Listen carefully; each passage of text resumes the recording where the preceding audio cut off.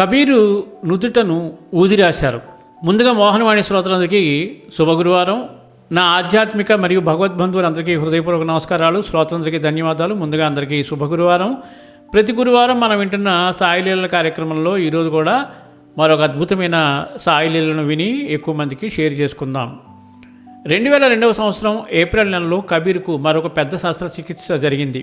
అది కూడా థియోస్పాండలైటిస్కు సంబంధించింది.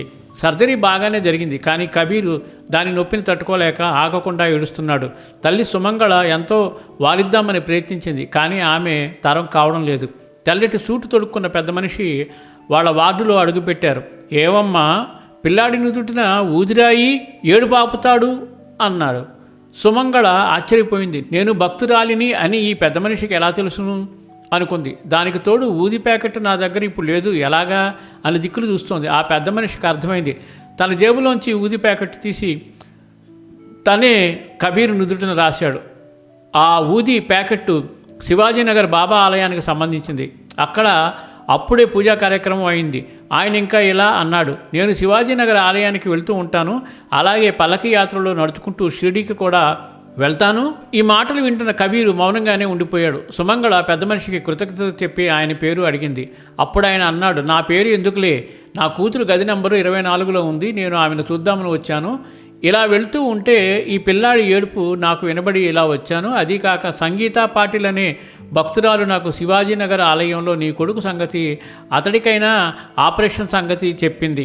అందుకు కూడా ఆ పిల్లాడిని చూడాలని అనుకున్నాను అని చెప్పి ఆ పెద్ద మనిషి తన వేళ్లను కబీరు దుత్తులో పెట్టి ఆప్యాయంగా దువ్వి వెళ్ళిపోయాడు. తర్వాత కబీర్ నిద్రపోయాడు. సరే, పిల్లాడు నిద్రపోతున్నాడు కదా అని చెప్పి ఇంతవరకు మాట్లాడిన పెద్ద మనిషి కూతురును చూద్దామని గది నంబర్ 24 దగ్గరకు వచ్చింది. కానీ ఆ గది తాళం వేసి ఉంది. పేషెంట్ ఎక్కడికి వెళ్ళిందని ఒక నర్సును అడిగింది. గత వారం నుండి ఎవరు ఈ గదిలో చేరలేదని నర్సు చెప్పింది. అలాగే ఒక వారం పోయిన తర్వాత సంగీతను కలిసి అడిగింది పెద్ద మనిషి ఎవరని. సంగీత ఆశ్చర్యంగా వింటూ అసలు కబీర్కు ఆ రోజు ఆపరేషన్ అయినట్టే తనకు తెలియదని, అటువంటప్పుడు తను ఇంకొకరికి ఎలా చెప్పగలనని అడిగింది. ఇదంతా విన్న తర్వాత బాబాయే స్వయంగా ఒక పెద్ద మనిషి రూపంలో వచ్చారని సుమంగళ భావించి కళ్ళ నీళ్ల పర్యంతమై బాబాకు కృతజ్ఞతలు తెలియచేసుకుంది. కబీర్కు ఆపరేషన్ అయినప్పుడల్లా బాబా స్వయంగా వచ్చి కలుగు చేసుకున్నందుకు ఆనందం పట్టలేకపోయింది. ఇది శ్రీ సాయిసాగర్ పత్రిక 2003 దీపావళి సంచిక నుండి గ్రహించబడింది. బాబా యొక్క లీలలో అద్భుతము.